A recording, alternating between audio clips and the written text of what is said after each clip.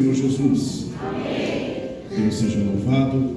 Por favor, abra sua Bíblia no Evangelho de Lucas, capítulo 24.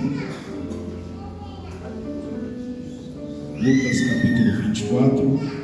Enquanto os irmãos estão procurando, a minha gratidão a Deus pela oportunidade de estar na sua casa outra vez e poder adorar o Senhor Jesus. Certamente este é o melhor lugar para se estar. A presença do Senhor. Deus seja louvado pela vida do pastor Adeilton, servo de Deus, honrado, digno, crente, honesto, que temos tido o privilégio de desfrutar da comunhão. Deus me deu a oportunidade de congregarmos juntos por um tempo, e eu fui testemunho ocular de todo o início da trajetória do pastor, desde o diaconato até o pastorado. E louvo a Deus porque eu sei que é Deus quem tem feito, é Deus quem levanta os seus servos, quem unge, quem institui, quem constitui. Louvo a Deus porque também estou feliz de poder rever muitos irmãos aqui, do qual eu servi a Deus junto. Cantei na mocidade aqui com alguns, acho que o pastor William, pastor William, as irmãs dele que estão por aí, algumas espalhadas, Valéria, está ali, Mário, esposo.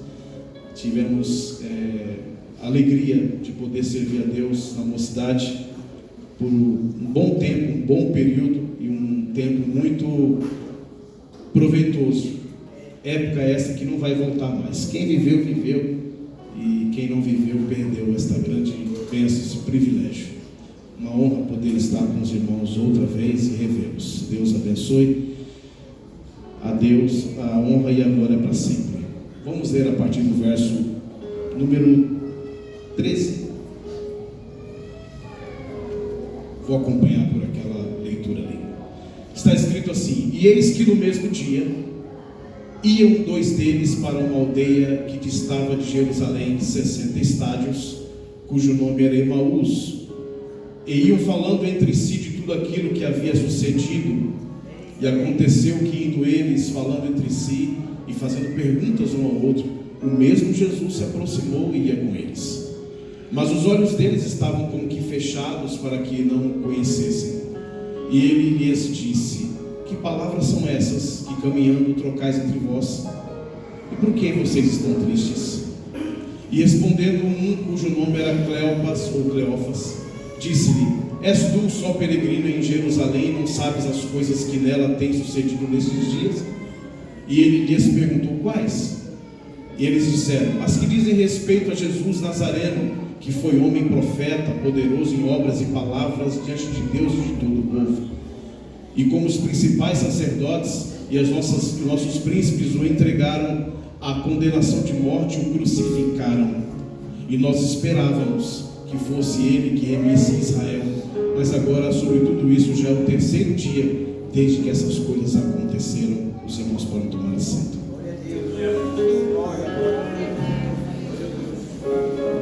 Amados irmãos, eu inicio esta mensagem simples a todos aqui e aqueles que de alguma maneira nos veem, nos assistem. Primeiro fazendo uma pergunta simples, mas eu penso que seja importante para o entendimento de cada um. Aliás, antes de tudo, Edilson, Deus te abençoe. Edilson está ali, homem de Deus, eletricista. Depois de Deus que falou haja luz, ele é o único que pode falar isso. Ele que trabalha com essas coisas. Homem de Deus abençoado. Está rindo, mas é a verdade. Deus abençoe sempre. Eu queria perguntar aos irmãos: quantos de vocês já tiveram oportunidade de andar de avião aqui? Os que não andaram de avião. Pode levantar, irmãos, pode levantar a mão. Às vezes até profeta, você está querendo pegar a bênção. Quem não andou de avião ainda? Você vai andar de avião, diga amém. E que seja para bem longe, um passeio bem longe, para você ser muito abençoado. Os irmãos sabem que todo voo, eu vou usar o exemplo de um voo, tá? Todo voo, ele sai de um ponto de partida com um destino final. Isso também acontece com outros meios de transporte. Mas quando você sai de um voo, por exemplo, de Guarulhos, com destino, talvez, para Israel. Às vezes ele vai num voo direto de 32 horas ou 30 horas, mas pode ser que este voo faça escalas na África, na Europa, mas o destino final é Israel. É um exemplo que eu estou dando. Apesar de ter um ponto de partida e um destino final, acontece do voo fazer escalas. As escalas às vezes demoram 1 hora, 2 horas, 6, 8, 12 horas. Tem escalas que demoram até 24 horas. E a impressão que dá é que a escala está demorando demais e não passa, não dá hora, não vai, porque você não pode sair do aeroporto, você não pode ir para outro canto, tem que ficar ali esperando. Mas tem um destino final para chegar.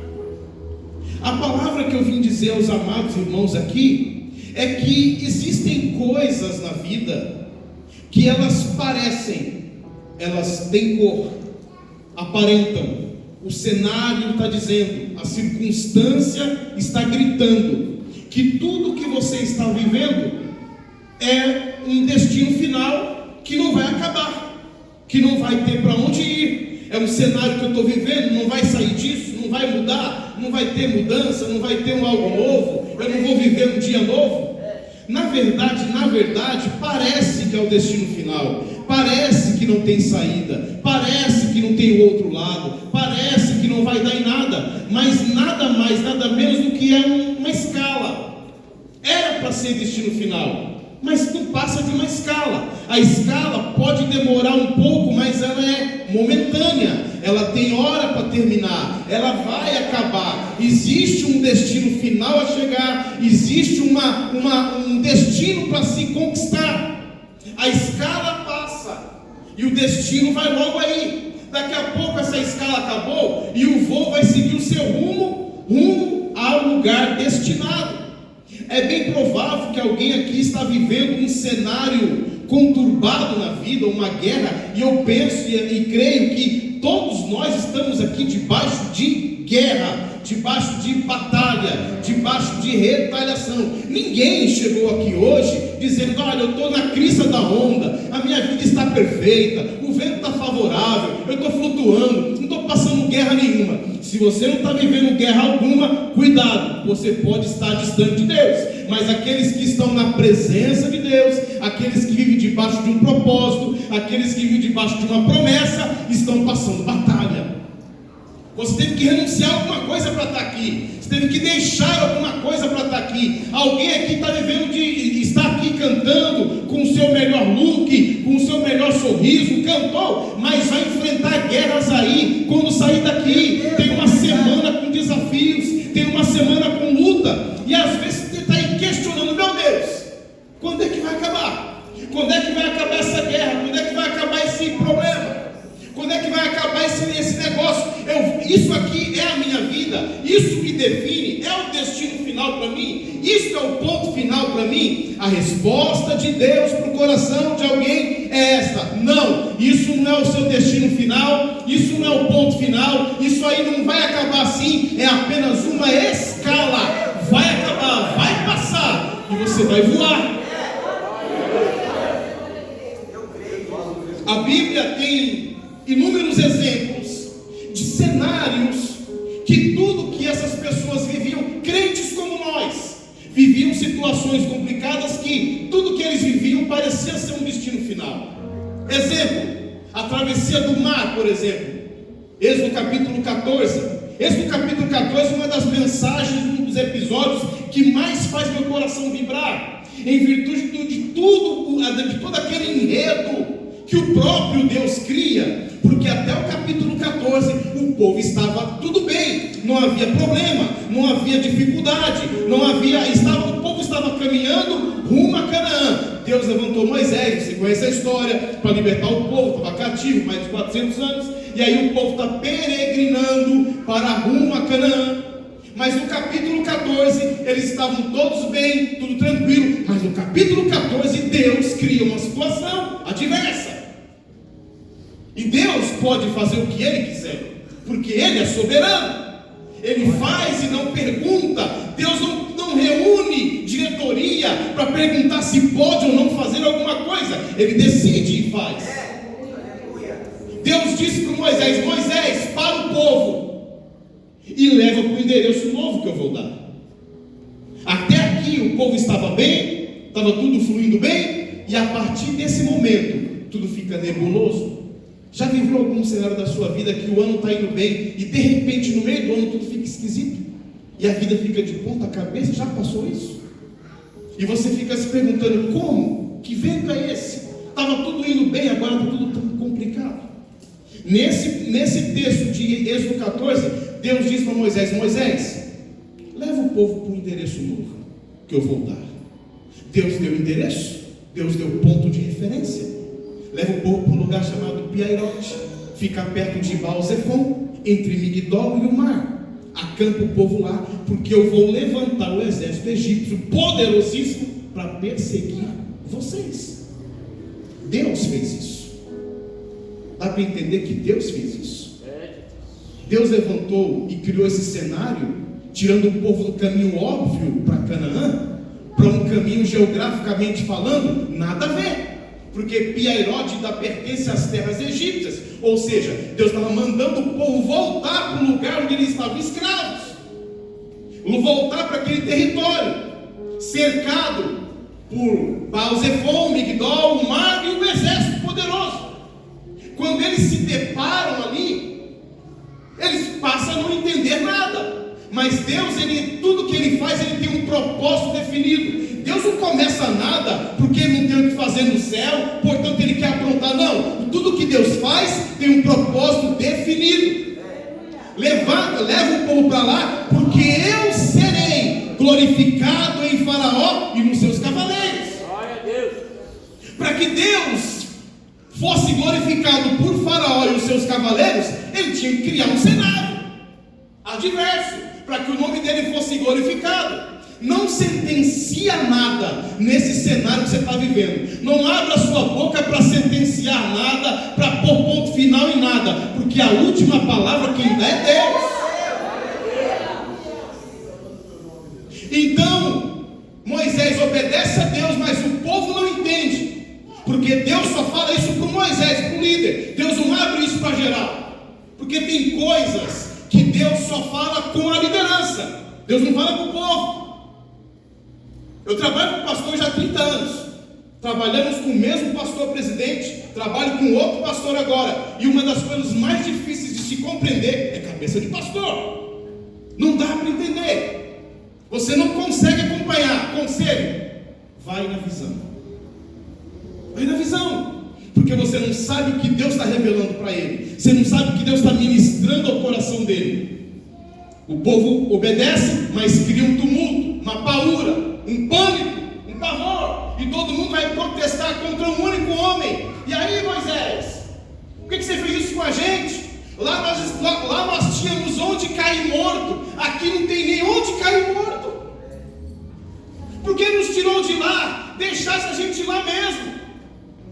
O povo estava acostumado a ser escravo, com a mentalidade de escravo, e agora estão diante de uma situação. E Moisés está ali sem microfone, sem recurso tecnológico, falando para pelo menos no mínimo 1 milhão de pessoas. E ele toma a palavra. Depois vocês podem ler esse texto, e diz o seguinte: não tenham medo. Não tenham medo. Calai-vos e vede o livramento do Senhor. Neste momento, Moisés também não sabia qual seria o desfecho dessa história, mas ele estava tomado por um ânimo dado pelo próprio Deus e com uma palavra que Deus já havia liberado sobre a vida dele. Você vai estender a mão, eu vou soprar o vento e vou abrir o mar. Ele estava de posse dessa palavra. Moisés estava querendo dizer o seguinte: o que vocês estão vendo aqui, para vocês, na nossa ótica, é o destino final, é o ponto final. Não tem saída, não tem para onde ir. Por quê? Porque vocês estão olhando para Migdol, vocês estão olhando para as tropas de Baal-Zephon, vocês estão olhando para o exército que está atrás e olhando para o mar que está na sua frente. Mas vede o livramento que vem do Senhor. O livramento não virá do dinheiro, não virá do médico, não é o livramento do Pix, não é o livramento do político, não é o livramento do advogado, o livramento é do Senhor. Não é o livramento da medicina, é o livramento do Senhor. É isso que Moisés está dizendo. Parece destino final, mas é só escala. Parece que vamos morrer aqui, mas é só escala. Deus abre o mar, Deus sopra o vento, calmo, sereno e tranquilo. Os irmãos estão achando que Deus abriu o mar esbaforido? Isso aí é você que faz. Deus soprou o mar calmo a noite toda. Eu fico tentando imaginar a cena. Não é igual a novela mostrou não, é muito melhor do que aquilo. 2 paredes de água se formam. Imagina 2 paredes gigantes de água se formando. E agora Deus diz: olha, eu abri o caminho, é para vocês isso aí. Nessa hora o povo não queria entrar. Tanto é que, ao invés deles marchar, eles queriam orar, porque eles estavam assustados. Meu Deus, meu Pai, tem misericórdia. E Deus: vai, marcha, vai para frente. Porque era necessário que eles também crescem, que aquela parede de água não ia cair. Ou você iria marchar nesse mar aí? Quem de nós iríamos? Nós não iríamos. Mas eles tinham que crer que aquelas paredes de água vivas, não tinham vidro segurando, não era um aquário, aquilo era paredes de águas vivas. Eu tenho que crer que essa parede de água não vai cair. O mesmo Deus que abre o caminho é o mesmo Deus que segura a parede de água. O mesmo Deus que abre a porta é o mesmo Deus que segura a porta aberta. O mesmo Deus que faz o milagre é o mesmo Deus da manutenção do milagre. Vai para frente, a porta foi aberta, Deus está contigo. Ninguém vai fechar a porta que Deus abriu. Fico imaginando as crianças. É imaginação minha, não está escrito, tá? Eu fico imaginando as pessoas andando meio desconfiadas assim, essa parede de água aí e tal, e o caminho seco. Fico imaginando as crianças andando: olha, pai, o peixe, olha o tubarão, olha o Nemo, existe, olha a raia, olha aquele. Eles vão andando até que o último crente passasse, até que o último crente caminhasse. Deus sustentou as paredes de água. Parecia destino final, virou escala. O que mais? O embate de Davi com Golias. Irmãos, sejamos coerentes. Davi era páreo para Golias. 1 Samuel 17. Davi tinha condição de vencer Golias. Davi não tinha tamanho. Golias tinha pelo menos quase 3 metros de altura.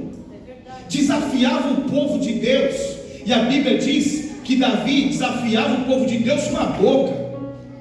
Qual é o histórico que Golias possuía? Qual é o histórico, qual é o currículo que Golias tinha? A Bíblia não descreve nada sobre Golias. A Bíblia não fala o que Golias venceu, qual guerra que ele lutou. Não, quando a Bíblia fala sobre Golias, fala Golias da terra de Gate, o gigante. Mais nada. Mas não fala o que ele venceu, não fala o que ele lutou, não fala quais foram as batalhas, não mostra o currículo. Quando ele sai desafiando o povo de Deus, está escrito que ele dizia: não tem homem aí não tem ninguém para lutar comigo não tem um valentão aí não, afrontando o povo com a boca. E a Bíblia diz que o povo temia e tremiam de medo.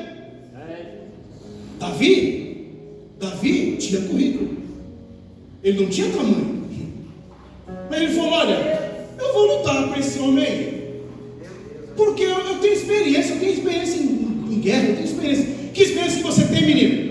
Um dia eu matei um leão, um dia eu matei um urso, e do jeito que eu matei o leão, matei o urso, vou matar esse aí também. Do jeito que eu derrubei o outro, vou derrubar esse incircunciso também. Olha que interessante, Davi não chama Golias de gigante, Davi chama Golias de incircunciso. Davi não dá essa moral para ele. Davi não chama Golias de gigante. Golias, eu vou derrubar esse incircunciso. Sabe o que ele está querendo falar? Eu vou derrubar esse sem aliança. Eu tenho aliança, ele não tem.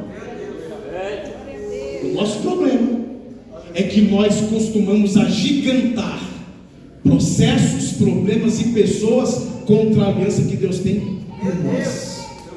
Você tem uma aliança com Deus, você tem um propósito com Deus, Deus tem promessa na tua vida, Deus já te falou, Deus já te mostrou, Deus já te confirmou, porque o Deus gosta de pedir sinal, Deus já te deu sinal e você está aí agigantando, esse gigante desse problema, esse problemão, essa pessoa, querido, isso aí é alguém sem aliança. Deus tem propósito com a aliança que Ele tem na tua vida.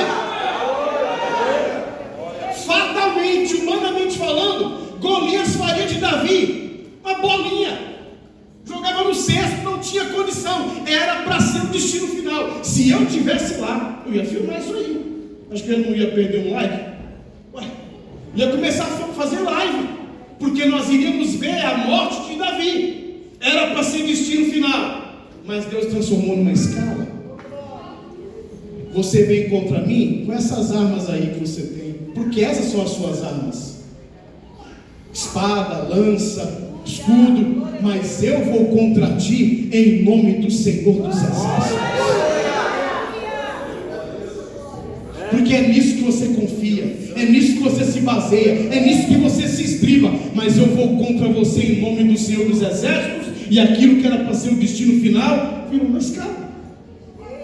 Mais para frente, a fornalha de fogo ardente. Aqueles 3 jovens que tacaram terror na Babilônia, era para ser o destino final, era para eles morrerem queimados, tostados, não tinha escapatória. Humanamente falando, não precisava aquecer a fornalha 7 vezes mais coisa nenhuma. Aquecida normalmente já matava, mas o rei mandou aquecer 7 vezes mais, em virtude da obstinação dos meninos. Porque os meninos responderam, e para mim o que mais me encanta não é a fornalha, passar no meio do fogo, isso aí é tudo bom, mas o que me encanta é antes da fornalha, é o bate-papo que eles têm com o rei. É ali que me dá vontade de pular, de alegria, porque naquele momento eles tinham tudo para negociar, mas não negociaram. Naquela hora eles podiam abrir concessão, mas não abriram. Naquela hora eles podiam dançar conforme a música, porque tocava uma música, tocava uma musiquinha lá, tocava alguma coisa. Vamos dançar conforme a música aí, para a gente escapar da punição. Depois a gente se resolve com Deus, afinal de contas Deus é bom, Ele vai perdoar a gente. Não! E aí? Aí eles tratam o rei com muita educação, eles são classudos. Olha rei, vive o Senhor eternamente, saudação, protocolo, vive o Senhor eternamente, mas o Deus a quem nós servimos é poderoso para nos livrar dessa fornalha. Mas se não, ó rei, fique o Senhor sabendo que nós não nos prostraremos perante a estátua de Baal. Sabe o que eles estão dizendo ali? Rei, o Deus que nós servimos tem poder para nos livrar da fornalha, mas Ele pode nos deixar morrer queimado também. Uma coisa não tem nada a ver com outra. Ele pode nos livrar da fornalha e pode deixar a gente morrer queimado. Isso não vai fazer a gente mudar a nossa adoração, não vai negociar a adoração. Irmão, não negocie a tua adoração, não negocie o que você tem dentro de você, apresentar a Deus. Entretanto, guarde isso. Todas as vezes que você intensificar a adoração, todas as vezes que você se colocar de pé para cantar no cenário adverso, todas as vezes que você passar um processo adverso e você louvar, cantar, bendizer a Deus, se prepara, a fornalha vai aquecer 7 vezes mais. Meu Deus. Sabe quando é que nós confundimos o inimigo, já que a moda agora é falar isso sempre? Não é postando foto no Instagram, não. Faz um biquinho confundindo o inimigo, tira uma foto. Ele faz rir. Sabe como é que você confunde o inimigo? É quando você tem todas as razões psicológicas para abandonar o barco. É quando você tem todos os motivos justos, psíquicos e emocionais para chutar o bode e falar: eu vou embora, eu não aguento mais, eu vou desistir, para mim já deu. É quando você tem essas razões, mas você prefere cantar, prefere adorar, prefere bendizer, prefere exaltar o nome cenário de incompreensão. O cenário é hostil, o cenário é adverso, o cenário é complicado, tudo conspira contra você, mas você prefere pôr a melhor roupa, fazer o melhor penteado, pôr o melhor sorriso, para dizer que só o Senhor é Deus, para adorar o Senhor, para bendizer o nome do Senhor Jesus. É assim que nós confundimos o inimigo. Como assim? Como assim? Ele vai cantar? Ele vai cantar com esse processo depressivo, ele vai cantar com essa família conturbada, ele vai cantar com esse diagnóstico, vai cantar com esse documento, com essa burocracia, com esse recurso que está parado. É nesse cenário, é nesse momento, é nessa hora que Deus exige de você a adoração. Sabe como é que isso se chama? Agenda do absurdo. Porque tem horas que Deus reserva para nós umas agendas do absurdo. Não é foto no cartaz, não é banner, não é luz da ribalta, não é holofote, não é templo suntuoso com tela de LED, não. É cenários absurdos, agendas absurdas. Só tem você e o problema.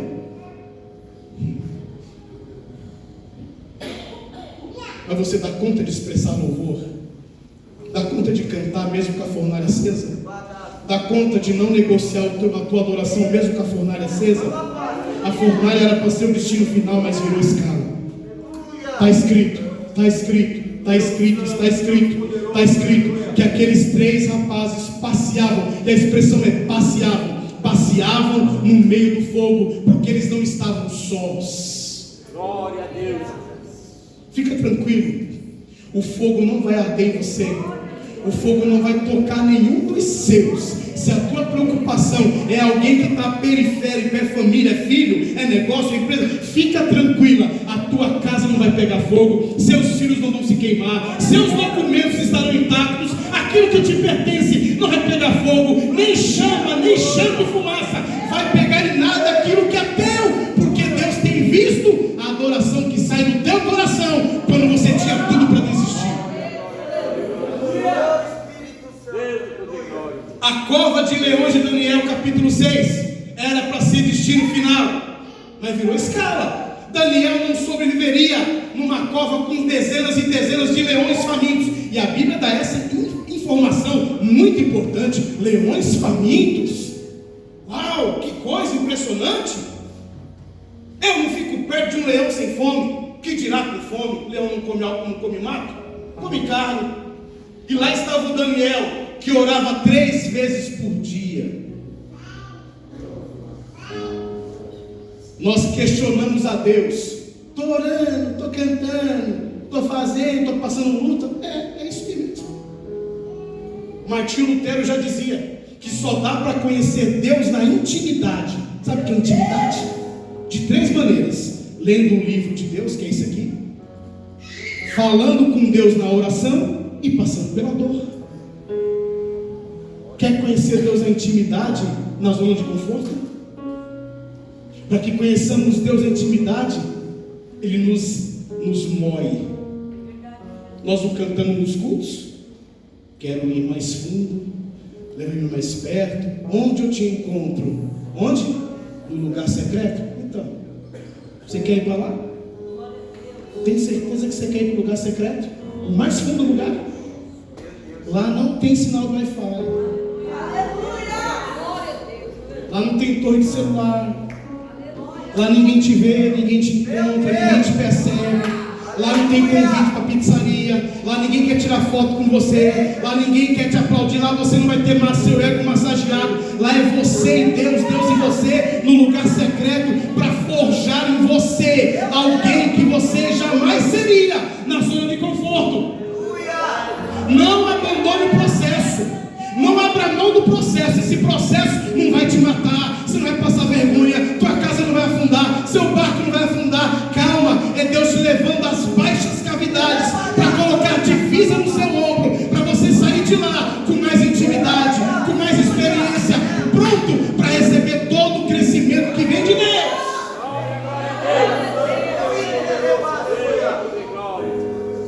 Deus conta com uma geração, não é de quem marcha mais do que pula mais, de quem prega mais ou canta mais. Ele conta com uma geração de remanescentes que tem intimidade com Ele, que vivendo a prova, não largo, eu não desisto, eu não paro, eu vou continuar na minha posição, porque eu sei quem é o meu Deus. Uma das piores experiências que você pode ter como crente é desabafar para outro crente que não tem experiência com Deus ou não tem intimidade com Deus. Já contou seu probleminha com um irmão da igreja, um crente, seja ele qual for, que não tem experiência? O conselho máximo que ele vai te dar é: que vida, hein? Sinto muito. Cuidado, hein? Meu tio morreu disso. Vixe. Mas quem tem experiência com Deus, intimidade, tem resposta para dar. Tem mensagem para pregar. Tem sempre um louvor para cantar.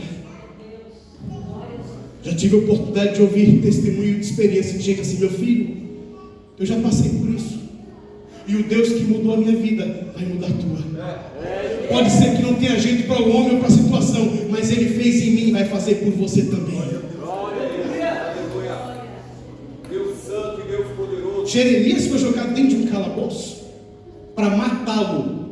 A ideia é matar Jeremias, porque ele tinha a mensagem de Deus e o rei, o governo, o presidente do país não gostava, porque profetizava contra ele. Resultado? Aplauso? Não. Calabouço. Foi jogado num calabouço para que ele morresse lá, sem ter escapatória. Era para ser o destino final, ele ia morrer definhando, sem pão e água. Mas Deus transformou aquilo que era destino final em escala. Deus usou um funcionário do governo para resgatar o servo dele. Enfim, o que isso tem a ver com o texto lido? Porque talvez seja essa a sua pergunta. Os discípulos aqui, eles estavam voltando do enterro de Jesus, estavam voltando do funeral, e portanto eles estão voltando para a vida. Afinal de contas, Jesus morreu. O que tem que ser feito? Nada. Vamos continuar, tem que ir para frente, né? A vida continua. Mas a Bíblia diz, está dando a informação, que naquele mesmo dia, e essa expressão é muito importante, naquele mesmo dia que eles estavam de luto, entristecidos, angustiados, chorando, sem nenhuma perspectiva de presente nem de futuro para a vida, mas tem que continuar. Eles estão voltando para Emaús numa caminhada de pelo menos 11 quilômetros, e está dizendo que eles iam conversando entre eles, né? Eles iam conversando, um perguntando para o outro. O texto diz que eles iam fazendo perguntas um para o outro e nenhum respondia. Eles estão desolados, eles estão angustiados, porque eles presenciaram a morte e o sepultamento do mestre. Eles estão agora tristes, sem chão, e eles estão voltando para casa, mais ou menos assim, um falando com o outro: por que daquilo? Por quê? Por quê? Por que aconteceu aquilo? Por que ele morreu? A nossa esperança era ele, por que ele foi embora? Essa era a pergunta. O texto aqui está todo conjugado no pretérito.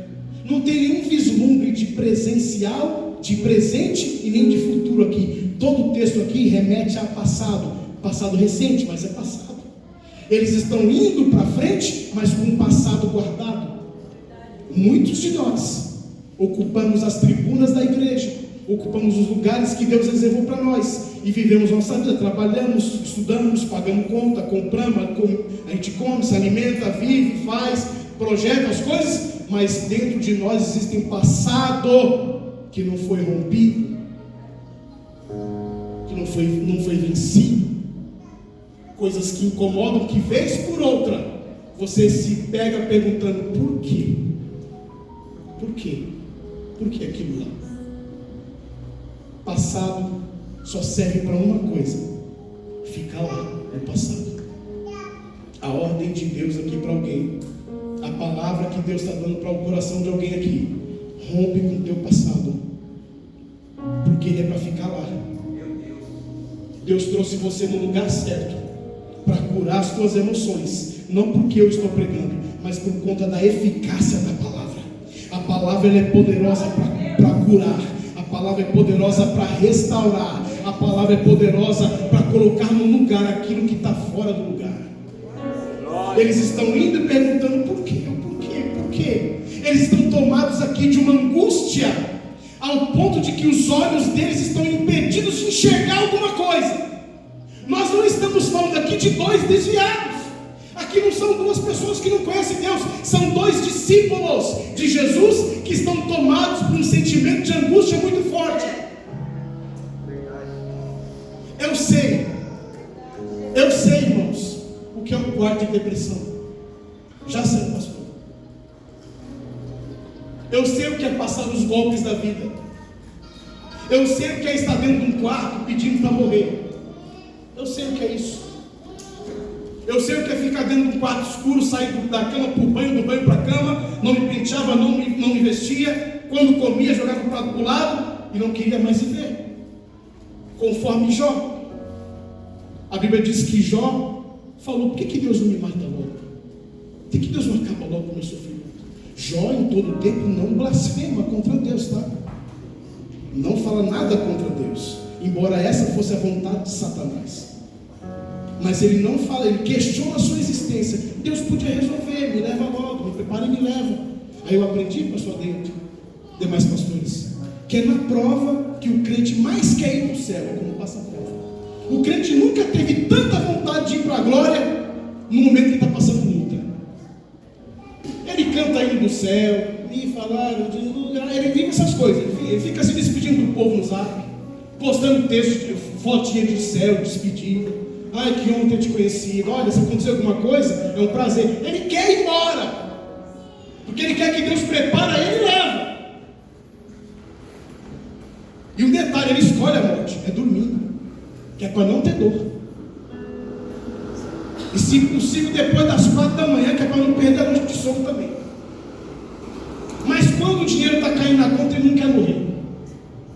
Quando vem a promoção no trabalho, ele não quer morrer. Quando amigos chamam para o churrasco, você não quer morrer. Quando o vento está favorável, você não quer morrer. Quando você está aqui no auge, com a agenda cheia, você não quer morrer. Mas na prova quer morrer. Na prova você quer que Deus te leva? Senhor, me prepare e me leva. Irmão, na prova o crente é imorrível. Não pega nem gripe, nem tropeça.